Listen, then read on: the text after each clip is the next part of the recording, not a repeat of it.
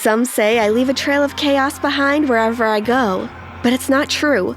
Not for everyone. Fine, maybe some girls trip, spill coffee on themselves, or end up with a bowl of soup on their heads. But if they didn't want that to happen, they wouldn't flirt with my boyfriend.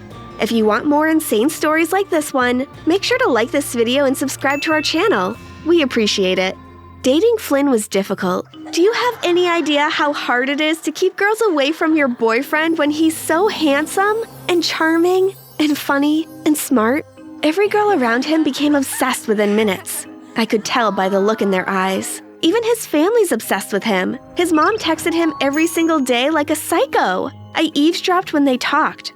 Was she trying to introduce him to someone else? I always felt she was against our relationship. Oh, you look so pretty in this dress, said her mouth, but her eyes said the opposite. I hated going to visit Flynn's family. It was all hugs and kisses and questions. They kept asking when we were going to get engaged, or if we were planning on having kids. They just wanted me to hesitate so they could tell Flynn I wasn't serious about him. I could tell. Everyone was out to get me. That's exactly why I almost dropped the plates I was holding when I eavesdropped on Flynn talking to his mom before our anniversary. Are you sure the house will be ready for Thursday? He asked. In less than a second, I was putting the pieces together. Let's see. Our 2-year anniversary was on Thursday. The house is what he calls his childhood home. Something was missing, I thought. Before Flynn laughed and said, "She's gonna love it." Bingo. She had to be me. He wanted to spend our anniversary at his parents' house. I had to make him change his plans. Stat! First, I picked a really romantic movie about a couple taking a trip to watch that night. Why can't you be romantic like that? I asked him. I knew he was competitive, so that would get him going. Then I started leaving brochures for couples retreats all over our apartment. I found one of the brochures taped to the fridge with a little note that said, "Fine." Haha, I won! No anniversary at his parents' house. We picked a spa in the countryside for our anniversary. It was a few hours away, so we loaded our car with our bags and all sorts of snacks. I decided to drive because it had been my idea to go so far. A while after we left the city behind, the sky turned dark and Flynn started getting nervous. It was raining badly. Flynn kept drumming his fingers on the car door and scratching the back of his neck. I turned towards him and caressed the side of his face to calm him down. He gave me a little smile, but it faded and his face was lit up by headlights ahead. I managed to swerve right before we collided with a huge truck barreling towards us. The car bounced off the highway. Everything around me was spinning until the car crashed into a tree and we stopped. I turned to face Flynn immediately. My heart sank when I saw that he was unconscious, but he seemed fine aside from the ping-pong ball-sized bump on his head. I jumped out of the car and ran over to his side. I managed to pull him out of the car and set him down on the grass.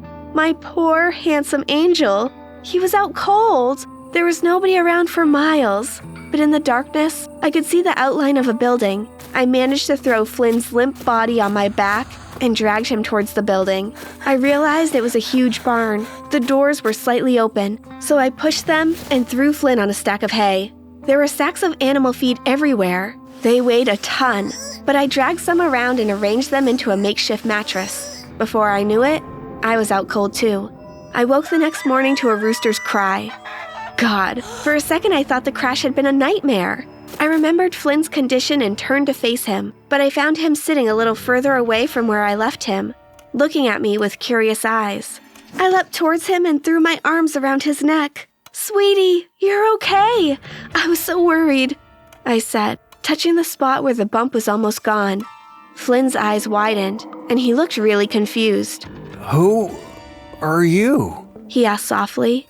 I backed up. "What do you mean, honey? I'm your girlfriend." I laughed. He's kidding, right? I thought. "Girlfriend?" He repeated as if it was the first time he was hearing that word. He looked down at his body, then at mine. He pointed at me and asked, "Why do you look like that?" Did he forget who I am? Like, actually? Did he forget what I am? "Flynn, honey, I'm a woman. I'm your girlfriend," I explained, holding his face in my hands. He said girlfriend again and smiled. "What does that mean?" he asked. I planted a kiss on his lips and smiled.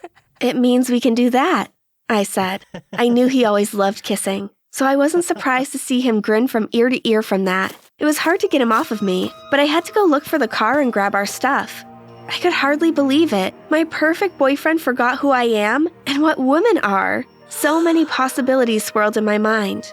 No more competition. All I had to do was keep him in our little love barn. He would never see another woman, and I wouldn't have to worry for the rest of my life.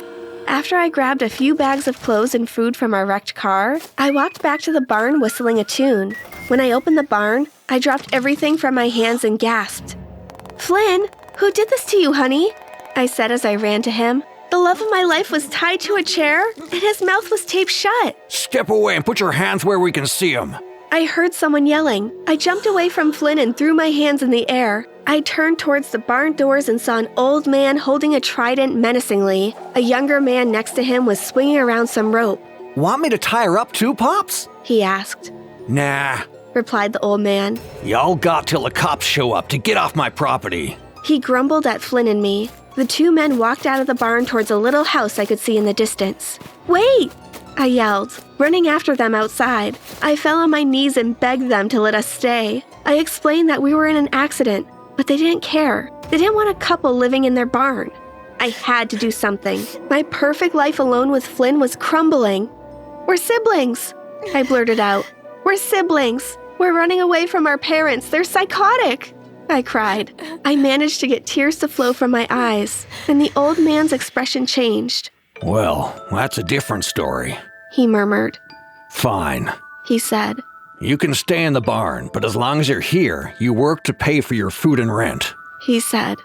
I was so happy I wanted to kiss his muddy boots. I went back to Flynn and untied him. I explained the conversation to him. I don't mind hard work as long as I'm with you. He smiled, turning me into a puddle.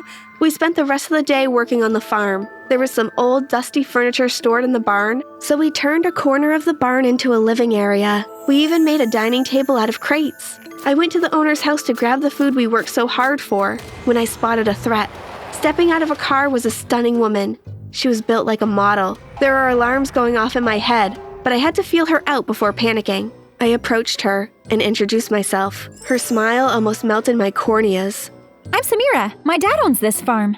She said. She was all bubbly and pretty and sweet. Ugh, I hated her. I needed to keep Flynn away from her at all costs. He didn't know other women existed, let alone ones this stunning. I took the food back to the barn, shaking with nerves. What was I going to do if Flynn saw Samira? I found Flynn sitting at our makeshift table looking at something. Babe, what's this? He asked. What he was holding in his hands made my knees buckle. It was an engagement ring. He found it in his bag. So that means, before he lost his memory, I choked up when I explained to Flynn what that was. When I was having dinner with Flynn, I forgot all about Samira. It was just the two of us, as it always should be. I spent the next day desperately keeping Flynn and Samira from seeing each other.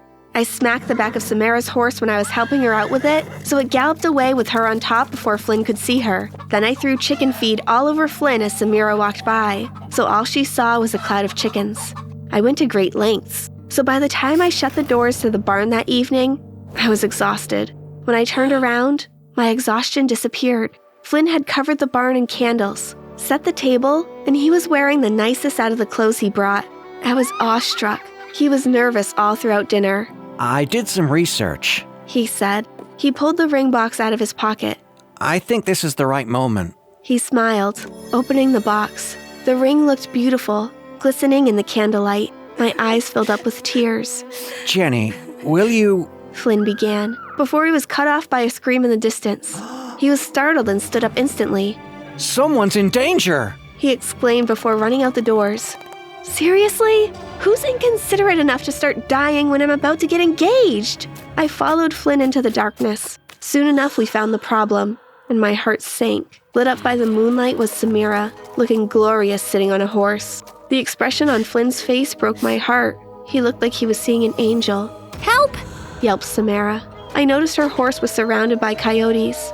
Flynn reacted, grabbing a rake and swinging it at the coyotes, scaring them away. Flynn then extended his hand to help Samira off her horse. Every second their hands stayed touching each other, my temper rose even more. Before I knew it, I was seeing red. I couldn't control myself as I jumped Samira and knocked her to the ground. Next thing I knew, I was being pulled off from her by her father and brother. "You really like that rope, don't you?" I yelled at the owner's son as he tied me up. Soon enough, I was tied up in the back of a cop car. Personally, I think Samira overreacted by pressing charges. Now I'm stuck in county jail. Flynn comes to visit me every now and then, but I have a feeling Samira's making moves on my man. I can see them through the bars in my cell window after his visits.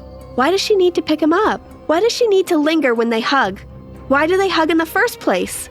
I swear, the second I get out of here, I'm coming to get my man. And I'm getting close. My tunnel is almost done. You just wait, Samira.